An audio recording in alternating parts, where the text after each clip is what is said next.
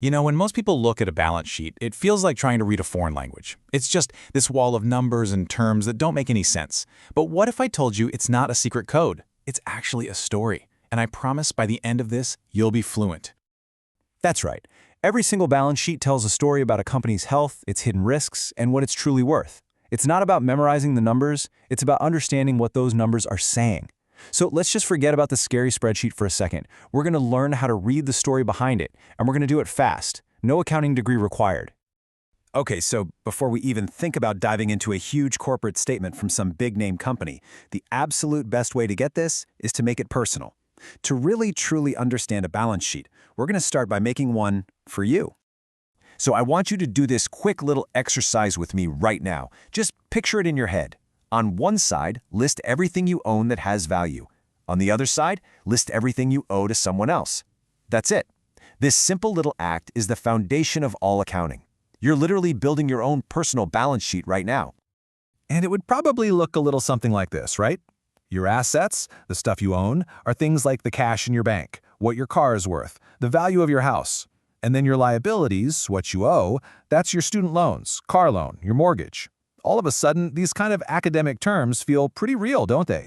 Now that we've seen these two sides of the coin, what you own and what you owe, let's get to the one single formula that ties it all together. And look, this isn't some crazy complex math. It's actually a super elegant, simple piece of logic that runs every single balance sheet in the world, from your own finances all the way up to the biggest companies on Earth. All right, first up, assets. And really all this means is the stuff that you own. For you, that's your cash and your car. For a business, well, it's their cash, but it's also their inventory, their factory equipment, and the land their headquarters sits on. And then on the flip side, you've got liabilities. These are just things that you owe to other people. Simple as that. For a business, this could be a big bank loan, or even just the unpaid bills they owe to their suppliers. And this is what it all leads to. The golden equation. Seriously, this is it. The bedrock of all accounting. Assets minus liabilities equals equity. Everything, and I mean everything, we're talking about today comes back to this one simple, powerful formula. It's the key that unlocks the whole thing.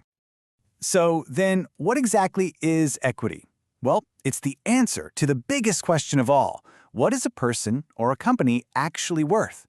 Imagine for a second you sold off every single thing you own, cashed it all in, and then you use that money to pay off every single one of your debts. That cash you have left over in your hand, that's your equity. It's your real, true financial value. It's your net worth. Okay, so we've got the official definitions down. But now I want to show you a totally different way to think about this, a way that cuts through all the noise. It comes from author Robert Kiyosaki, and it's a brilliantly simple perspective that focuses on just one thing. Where is the cash flowing? So check this out. A traditional accountant looks at your house and says, yep, you own it, it has value, it's an asset. But Kiyosaki asks a much simpler question. Does it put money in your pocket or take money out? See, your main home, with its mortgage, property taxes, and constant repairs, is always taking money out of your pocket. By that definition, it's behaving like a liability. A real asset would be something like a rental property that's actually generating cash for you every month. Just let that sink in. This one sentence, it's probably the most powerful financial filter you could ever use. When you're looking at anything, a car, a house, a stock, just ask yourself that simple question. It cuts through all the complicated jargon and gets right to the point. All right, you ready? We've got the golden equation, we've got the rich dad rule. It's time to graduate. Let's move on from our personal finances and take on a real, though, simplified corporate balance sheet. You're going to see the exact same principles apply, just with bigger numbers and a couple more lines. Okay, here we go. And yeah, I get it. At first glance, this is a lot of numbers. Kind of intimidating, right? But wait, just look closer. Our main characters are all here. Assets on the left, liabilities and equity on the right. And notice that thing at the bottom? Total assets is 100 million, and total liabilities and equity is also 100 million. The equation always has to balance. Let's just focus on the top half for a second. See that word, current? In the world of accounting, current just means within 1 year. That's all. So current assets are things the company expects to turn into cash within a year. And current liabilities are all the bills they'd have to pay within a year. This section right here is a quick snapshot of the company's immediate health. Okay, Now let's zoom in on what I think are two of the most critical parts of the story here, the debt and the equity. We can see the company owes $10 million in the short term and $35 million long term, which adds up to $45 million in total debt. And right below that, we see the shareholder equity. The company's net worth is $40 million. Just by pulling out these two numbers, we can start to ask some really smart questions. And that right there is the secret. You don't need to be an expert on every single line item. By asking just two very specific questions, you can get a powerful 60-second health check on pretty much any company out there. Think of it like a quick two-step diagnostic. First, we're going to check if the company is healthy enough to just survive the next year.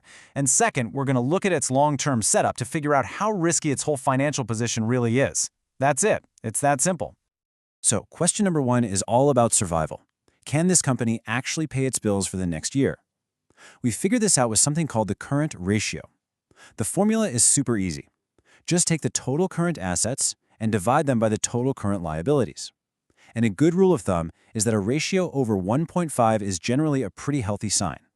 So, for Example Corp, let's do the math. We take that $40 million in current assets and we divide it by the $25 million in current liabilities, we get 1.6. So what does that mean? It means for every single dollar that Example Corp owes in the next 12 months, it has $1.60 in assets ready to go to cover it. That's above our 1.5 benchmark, so its short-term health looking pretty good. Okay, now for question two. This one's all about the long-term risk. We're asking, how much is this company leaning on borrowed money versus its own money? We call this the debt-to-equity ratio. You just take the company's total debt and divide it by its total equity. Now, a lot of conservative investors really like to see this number stay below 0.5. So let's run the numbers for our company. We take its $45 million in total debt and divide that by its $40 million in equity. That gives us 1.125. Whoa, okay, that is way above that conservative 0.5 benchmark. So what is this telling us? It means the company is being financed more by borrowed money than by its own worth. Now, that doesn't automatically mean it's a terrible company, but it absolutely signals a higher level of financial risk. So let's just take a step back and look at what we've done here. In just a few minutes, you've learned the golden equation of all business. Assets minus liabilities equals equity. You've learned that powerful rich dad rule, assets put money in your pocket. You now know exactly how to scan a balance sheet and pull out the numbers that actually matter. And best of all, you have two simple questions you can ask to get an instant read on a company's financial story. Look, you now have the tools. You can look up any public company you're interested in, pull up its balance sheet, and in less time than it takes to finish your morning coffee, you can actually understand a huge piece of its story. The language of business isn't a secret code anymore. So the only question is, whose story are you going to read first?